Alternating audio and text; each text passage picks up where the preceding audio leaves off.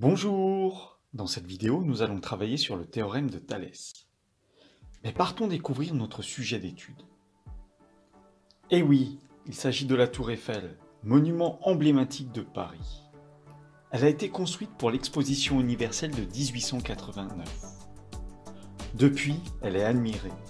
On se fixe comme défi de gravir ses escaliers jusqu'au sommet. Mais d'ailleurs, quelle est sa hauteur? Regardons notre énoncé qui nous permettra de calculer justement la hauteur de la Tour Eiffel. Un élève mesurant 1,50 m, se tenant droit aux alentours de la Tour Eiffel, se place de telle sorte que son ombre coïncide avec celle de la tour. Son ombre tombe à 1 mètre de lui, et il se trouve à 217 mètres du centre de la Tour Eiffel. La Tour Eiffel est perpendiculaire au sol. Quelle est la hauteur de la Tour Eiffel? Comme souvent dans ce type d'exercice, il y a beaucoup de décoration. Commençons par la retirer. Maintenant, nous allons essayer de coder la figure.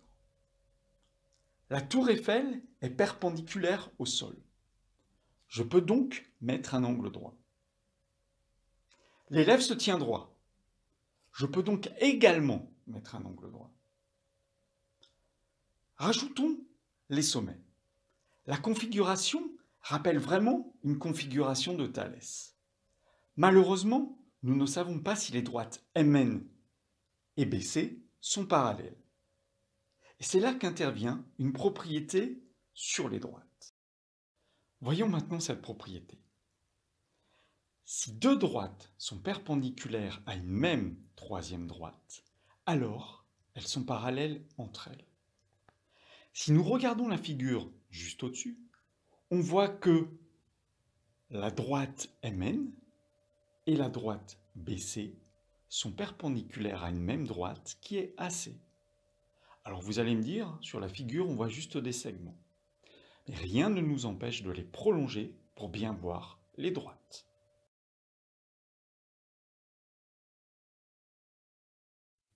Utilisons la propriété que l'on vient de voir pour montrer que les droites MN et BC sont parallèles. Cette démonstration se fait en 3 temps. Premier temps, ce que l'on sait. On sait que les droites MN et BC sont perpendiculaires à la droite AC. Deuxième temps, je cite la propriété que je vais utiliser. On vient de la voir juste à l'instant. Si deux droites sont perpendiculaires à une même droite, alors elles sont parallèles entre elles. En appliquant cette propriété à ce que l'on sait, on obtient le troisième temps, c'est-à-dire la conclusion. Donc, MN et BC sont parallèles. Nous avons donc montré que ces deux droites sont parallèles. On va pouvoir utiliser notre théorème de Thalès.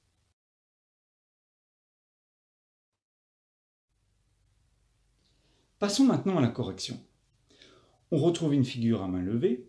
J'ai mis en évidence les deux triangles à l'intérieur de notre figure et nous allons pouvoir passer donc à la rédaction. La rédaction, en réalité, il y a plusieurs rédactions possibles pour le théorème de Thalès. Je vous propose une de ces rédactions. Vous trouverez d'autres rédactions qui font intervenir directement la proportionnalité ou alors qui vous parlent de situation de Thalès. Peu importe, toutes ces rédactions-là sont correctes.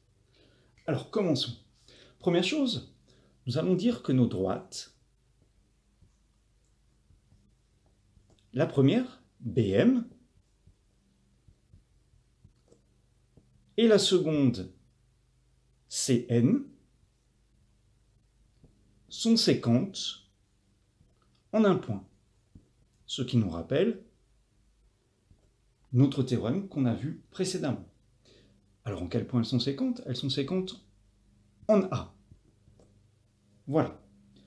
L'hypothèse essentielle pour pouvoir utiliser le théorème de Thalès, c'est le parallélisme.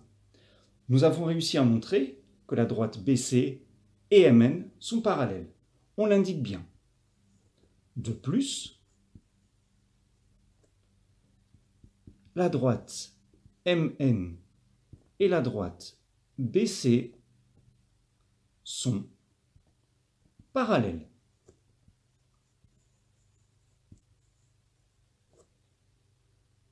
Quel est l'outil que l'on va utiliser? On l'a déjà dit, il s'agit du théorème de Thalès. On l'indique bien. D'après le théorème de Thalès, on a il ne nous reste plus qu'à écrire les rapports de Thalès. Voilà, on prépare pour nos rapports et on va regarder nos triangles d'un tout petit peu plus près. Nous avons le petit triangle qui est en vert et le grand triangle qui est en rouge. Si je considère cette droite, pour le petit triangle, j'ai la longueur AM. Je lui fais correspondre la longueur AB pour le grand triangle, c'est-à-dire pour le triangle rouge. Maintenant, raisonnons sur cette droite. Je fais très attention, j'ai commencé précédemment par le petit triangle, c'est-à-dire le triangle vert. Je continue en travaillant sur le petit triangle, ce fameux triangle vert. Le côté c'est AN. Et pour le triangle rouge, le côté c'est AC. Je marque donc à chaque fois leur longueur. Et je termine par les parallèles. J'ai donc NM pour le triangle vert et BC pour le triangle rouge. Je remplace maintenant par les valeurs numériques. Je me rends compte que j'ai besoin ici de la longueur AC. Alors, je n'ai pas tout à fait la longueur AC, mais je vais pouvoir la calculer très rapidement. J'ai AN qui fait 1 mètre et NC qui fait 217 mètres, c'est-à-dire que le tout mesure 218 mètres. Voilà. Maintenant, je peux remplacer. AM, je ne connais pas la valeur numérique, donc je le recopie. AB, je ne connais toujours pas la valeur numérique, je le recopie également. AN mesure 1 mètre. AC, on vient de le calculer, 218 mètres. NM, 1,50 m. Et enfin, BC qui correspond à la hauteur de la tour Eiffel, c'est ce que je recherche.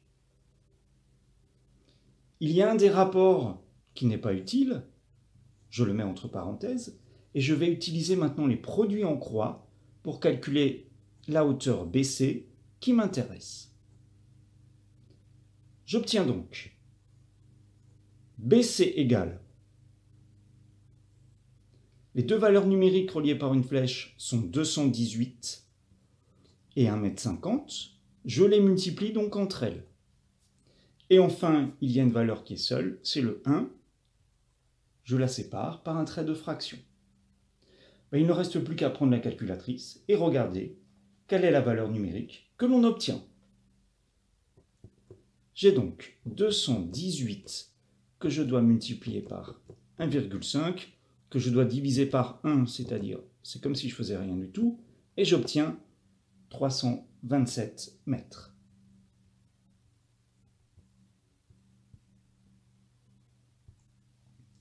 Et donc, la hauteur de ma tour Eiffel est de 327 mètres.